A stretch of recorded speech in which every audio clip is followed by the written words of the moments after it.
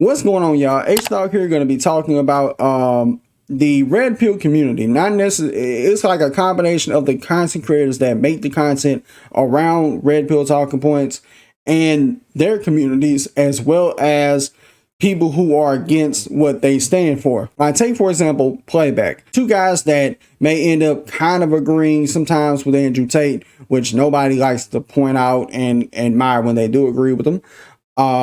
But then there's other times when they may disagree with Andrew Tate. Like a guy like Andrew Tate, I'm kind of neutral on. Like there's some of the things I can agree with, but then there's other things like it's kind of like damn near extreme. I'm like, what the fuck? But then again, like there's been times and moments he would say something extreme and everybody be like, yo, what the fuck? Now really, I don't typically like make content like kind of respond to any Red Pill talking point or any Manosphere talking point, because I know the play. First and foremost, I be seeing the shit. I don't know how anybody else be seeing it. For one, the biggest thing, when you look at somebody like Fresh and Fit, even though they may say it's unintentional, even Andrew Tate may say it's unintentional. A lot of the times, and they know this, they can act like that they don't know it, but they know it. That some of the stuff that they say, they know it's going to go viral. They know people are going to clip it, take it out of context, put it on Instagram, Twitter, TikTok, make it go viral around the world. Just so they can get people to come to their platform and say, oh, well, watch the full context. And then when they listen to them, they may end up subscribing to what they're saying. Like, oh, well, you know, it was taken out of context. They don't sound like bad people. And then secondly, there would be some of the guys who's in the Red Pill Manosphere space. Not all of them. There's some that's actually going to want to tackle your talking point and not necessarily attack you.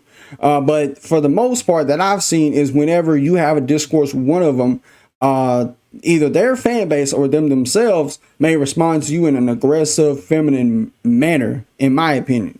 Like they'll come at you like trying to look at somebody's looks firsthand and say, oh, do you look the part? If you like, they will. I kind of find it sus that it'd be grown men on the internet be looking at other men, like trying to judge whether or not if they look the part, if they are in shape, if they look attractive or not, just to see if they fit the bill of, can you respond to me? Are you worthy enough to respond to somebody like me? And if you pass that, then what ends up happening is they want to go to the whataboutism card. They'll try to look up anything that you may have said on the internet and say, well, didn't you say this? Didn't you say that? And when they do that, you've won. Just like when Fresh and Fit had their spat with Joe Budden, and Joe Budden came at them hard. He came at them hard.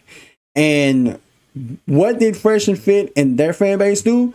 They didn't attack him and say, oh, well, you're ugly, you're fat, you're out of shape, blah, blah, blah. Like, they didn't do none of that because they can physically tell, and because they know who Joe Budden is, they know that he's that guy. What they end up doing is doing the whataboutism. Well, Joe, ain't you the one who said you like to play with your dog's balls? They'll try to use that as a tactic, as a strategy, just to like go up against them, which pretty much means they don't have any retort.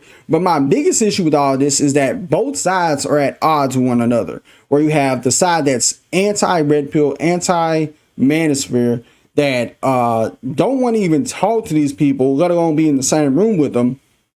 But it'll be ironic because they'll end up making videos on them, but they don't want to at least talk to them. They don't at least want to acknowledge that somebody like Kevin Samuels, God rest his soul, gave arguably the most controversial woman on the internet, Brittany Renner, a platform to talk and have a discussion, even though he said that he disagreed with a lot of things that she had to say.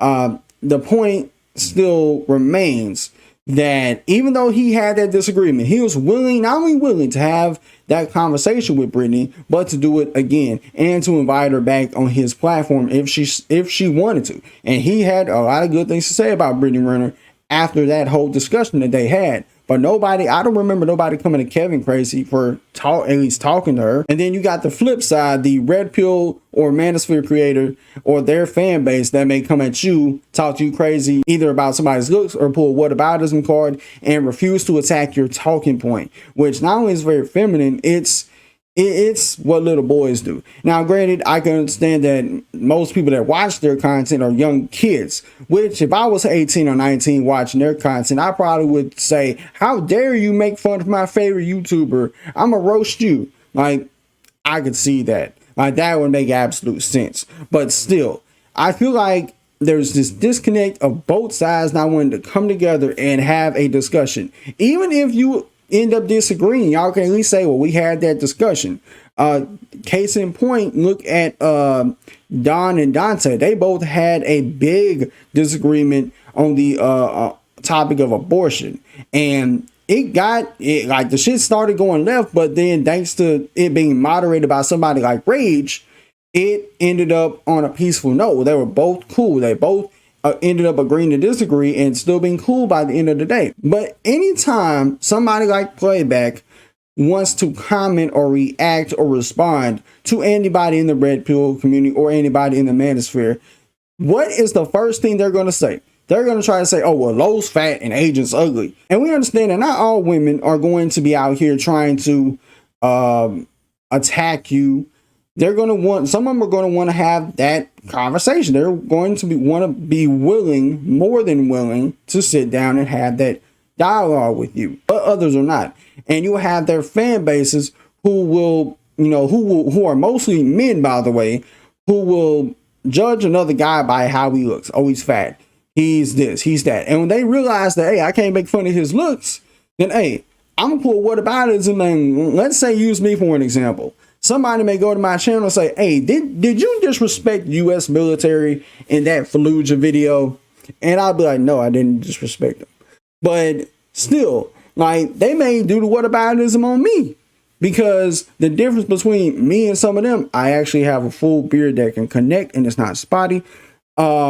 And some of these people who be going after Agent and Playback, whether it's on Twitter or in the YouTube comment section, one, they don't have a profile pic, or if they do, it's like an anime avatar, which that's a whole nother discussion in of itself. And something I was thinking about, if this was anybody else that was doing this, if you were to replace Low and Agent with somebody else from AMP, like let's say Kai and Duke Dennis, if they were both saying the same thing that they're saying about Andrew Tate, then nobody would bat an eye. They may do the whataboutism card and say, well, wasn't Kai twerking on stream? Not just with them two, but let's say somebody like Your Rage and Dante.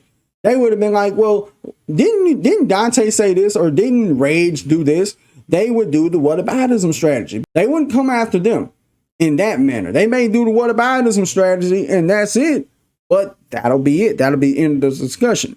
But it's this reason why I would never respond or make a reaction video to any one of them in the manosphere or in the Red Pill community, because I know how most of them act. I know how most of their fan bases act, and I know the play. So if I'm cognizant of the play, if I know what they end up doing, why would I respond to them if I know what's going to happen?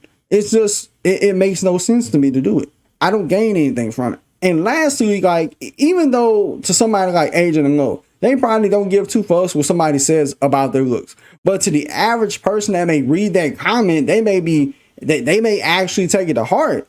And they may feel like that they got to go into the matrix known as the internet and feel like that they got to validate themselves to these naysayers, to a bunch of naysayers that don't even know them. They may feel like that they got to validate themselves, that they are that guy, which even that, it kind of comes off to me as a bunch of people just want to be nosy in people's business.